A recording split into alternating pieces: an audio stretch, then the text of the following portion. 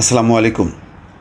একটা খবর আজকে প্রথম আলোতে এসছে, সেটি হচ্ছে চট্টগ্রামের রাউজান থেকে আজমানে গিয়ে আবাসন সম্রাট অর্থের উৎস নিয়ে প্রশ্ন। এই প্রশ্ন আসলে অনেক উত্থাপিত হয়েছে। আমি কয়েকদিন আগে আজমানে গিয়েছিলাম। সংযুক্ত আরব আমিরাতের একটা ছোট স্টেটস আজমান। আজমান থেকে দুবাই আসা যাওয়া করতে 30-40 মিনিট লাগে। আজমান শারজা, তারপরে হচ্ছে দুবাই, বা দুবাই শারজা, তারপরে আজমান। ওখানে প্রচুর বাংলাদেশি। আমাকে একজন বলল যে এখানে হাসান মাহমুদের 16টা বিল্ডিং আছে পরপর, চলেন দেখে আসি। আমি আর আগ্রহ বোধ করিনি। আর এতদিনে আসলে সত্যি কথা বলতে কি আমার আগ্রহ কমে যাচ্ছে। আমরা সবাই জানি যে দুবাইয়ে মানে আমাদের সেই 15 বছরে বহু ধনকুবের, অর্থ পাচারকারী, লোপাটকারী, ব্যাংকের ঋণ খেলাপি, তারা সেখানে সম্পদ গড়েছে। এটা সরকার জানে।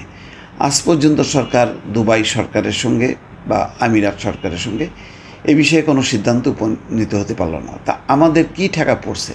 কয়েকদিন পর পর এসব নিয়ে রিপোর্ট করবো, লাভটা কী? তো সরকার এই নিয়ে কোনো উদ্যোগই নেয়নি। তো আমি সেখানে কী করবো এই সমস্ত, যার জন্য আমি খুব একটা আগ্রহ দেখাইনি। তো এখানে দেখলাম যে ওইটাই কিনা, এই কারণ আমাদের এই হাসান মাহমুদরা, ওরা তো নিজেরাই করে না, ওদের বিভিন্ন এজেন্ট থাকে যারা কোটি কোটি টাকা দেয়। তো প্রবাসে যারা প্রতিষ্ঠিত হয়েছে ব্যবসায়ী, তাদের মাধ্যমে এই কাজগুলি চলে, এটা সবাই জানে। তো হয়তো এটাও হয়েছে।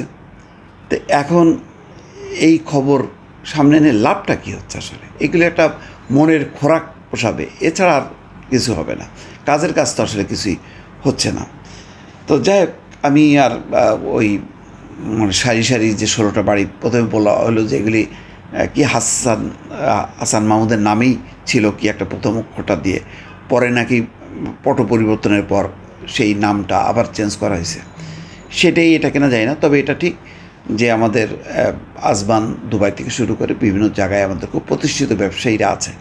আগে বাংলাদেশিরা শুধু ওখানে খাটতো, এখনও খাটে, ওটাই সংখ্যাটা বেশি। কিন্তু একটা ব্যবসায়ী শ্রেণী গড়ে উঠেছে, বিশেষ করে আজমানে। আমি তো অবাক হলাম, সারি সারি দেখলাম যে আমাদের সেখানে গার্মেন্টস ব্যবসায়ী আছে, যাদের বাইং হাউস আছে।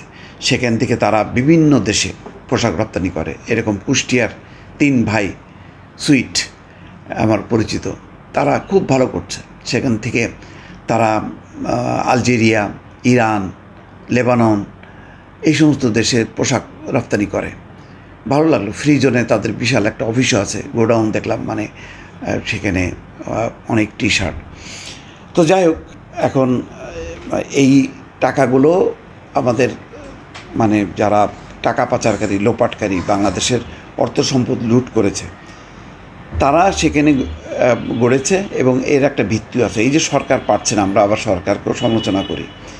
এর কারণ হলো ওই দেশের সরকার, এটা হচ্ছে তাদের পলিসি যে তারা এগুলো গোপন রাখবে, এগুলি তথ্য প্রকাশ করবে না। তথ্য যদি প্রকাশ করে তাহলে সংযুক্ত আরব আমিরাতে শুধু তো বাংলাদেশ না, সারা বিশ্বের যত লোপাটকারী আছে, অর্থ পাচারকারী আছে, তারা সব ওখানে যে সম্পদ গড়ে ওখানে থাকে।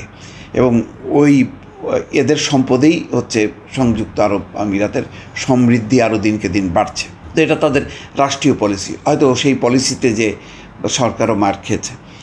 তো এখানে খবর হলো এই যে চট্টগ্রামের রাউজানের জসিমউদ্দিন আবাসন সাম্রাজ্য গড়েছেন সংযুক্ত আরব আমিরাতের আজমানে। একসময় তিনি মধ্যপ্রাচ্যের গাড়ির পুরনো যন্ত্রাংশের ব্যবসা করতেন। এরপর জমি কেনা শুরু করেন, ভবন বানিয়ে বিক্রি করেন অভিজাত ক্রেতাদের কাছে, যাদের বেশিরভাগই বাংলাদেশি ক্রেতা। আজমানে জসিমের বাবার নামে প্রতিষ্ঠিত ইউনুস রিয়েল এস্টেটের অফিস থেকে এসব তথ্য জানা যায়। প্রতিষ্ঠানটির নাম পাওয়া গেছে সেখানকার সংশ্লিষ্ট সরকারি কার্যালয়ে। প্রবাসীদের কাছে জসিম সম্পর্কে বেশি তথ্য নেই। তবে হঠাৎ করে আবাসন খাতে তার বিপুল বিনিয়োগ নিয়ে প্রশ্ন তৈরি হয়েছে।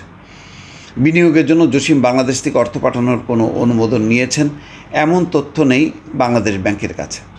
তবে আলোচনা আছে বাংলাদেশি প্রভাবশালীদের কেউ কেউ তার মাধ্যমে মধ্যপ্রাচ্যের জমিতে লগ্নি করেছেন। এটাই হলো আসল কারণ। হঠাৎ করে ফুলে ফেঁপে ওঠার কারণ হলো এটাই।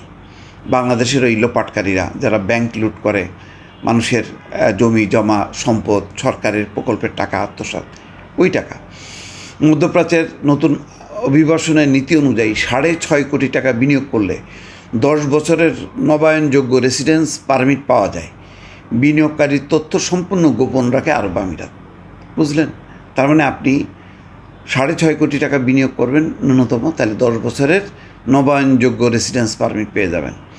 বিনিয়োগকারীর তথ্য সম্পূর্ণ গোপন রাখে আরব আমিরাত। মধ্যপ্রাচ্যের আধুনিক শহরগুলোতে বাংলাদেশিদের জমি ফ্ল্যাট ক্রয়ের প্রবণতা আগের থেকেও ছিল। 2019 সাল থেকে কার্যকর হওয়া নতুন নীতির পর এই প্রবণতা আরও বেড়েছে। যাক, এই হলো অবস্থা। এখানে সেই লেখক লিখছেন যে আজমানের শিল্প এলাকার একটি সড়ক ধরে যেতে যেতে চোখে পড়ল সারি সারি সুদৃশ্য বাড়ি। এটার কথাই শুনছিলাম, গুনে দেখলাম 26টি বাড়ি একই নকশার। সঙ্গী 2 প্রবাসীকে নিয়ে গাড়ি থেকে নামলাম। তারপরে খোঁজখবর নিয়ে জানলো যে একটা বিল্ডিংয়ে 20টা করে ফ্ল্যাট আছে। বিশাল ব্যাপার। তো যাই হোক, এটা যদি বৈধ হয় তো ভালো, এটা আমাদের করব। আর যদি এই টাকা পাচারকারীদের হয় তাহলে এই ব্যাপারে তো আর কিছু করার নেই। আরব আমিরাতের যদি নিয়মও থাকে তাহলে তো সেই জায়গায় আমরা প্রবেশ করতে পারবো না, যে তারা এই তথ্য দেবে না। আর যদি আমিরাত সরকারের সাথে আলোচনা করে এইগুলো উদ্ধার করা যায়, এই পাচারকারীদের টাকা যদি ফেরত আনা যায় তাহলে ভালো।